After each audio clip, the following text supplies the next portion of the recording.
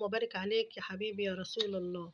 من مطبخ مجيدة النهاردة إن شاء الله. يلا نعمل حلا بارد كده من حاجة إحنا بنرميها. هي إيه يا مجيدة؟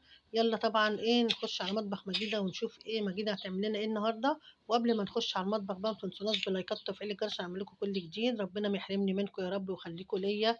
ويلا بقى نسمي الله كده ونشوف إيه هنعمل إيه. المجدة طبعا جابت قش البطيخ، رحت مقشراه ومقطعاه حتت كده.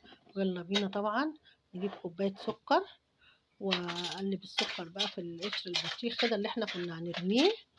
ويلا بينا بقى نحطه على النار ونسيبه لحد ما يستوى، ونشوف بقى ايه واحدة واحدة مع بعضينا. متنسوناش بقى بلايكاتكم الجميلة وتفعيل الجرس، وربنا ما يحرمني من أي حد عمل لي تعليق جميل ولايك، ربنا ما يحرمني منه ويخليه ليا يا رب.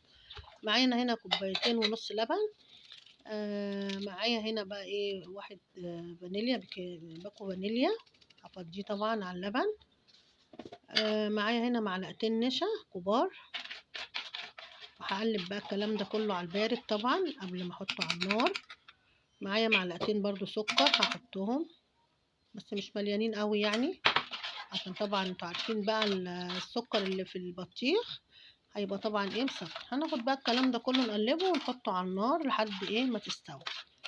تمام. بس قبل ما تحطيه على النار دوبيها الاول عشان ما ايه ما تبقاش فيها حاجه مكلكعه. خدناها بقى وحطيناها على النار وهنقلب بقى في الكلام ده كله كده.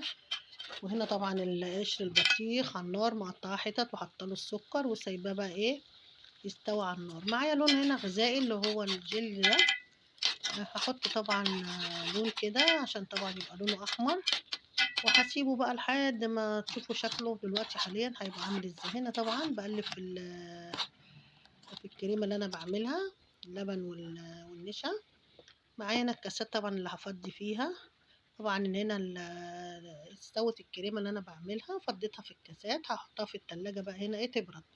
معايا هنا بقى معلقتين جيلاتينا هحطهم على ربع كوبايه ميه كده واقلبهم كويس جدا.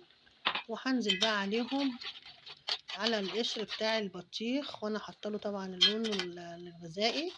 وهقلب بقى الكلام ده كله كده مع بعضه. بصوا هنا طبعا بقت عامله ازاي، بسم الله ما شاء الله الله اكبر. ربنا يحسن ما بين ايدينا وايديكم.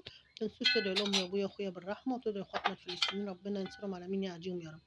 هنا بقى ايه حطينا الحاجات دي في التلاجة لحد ما سقعت، وده طبعا برد. هننزل بقى بالكلام ده كله. بصوا هنا بقى بعد ما حطيته في التلاجة وطلعته بص عامل ازاي. يلا بينا بقى طلعت واحده من الطبق. بصوا هنا بقى والله العظيم طعمه خرافة خرافة خرافة، بسم الله ما شاء الله.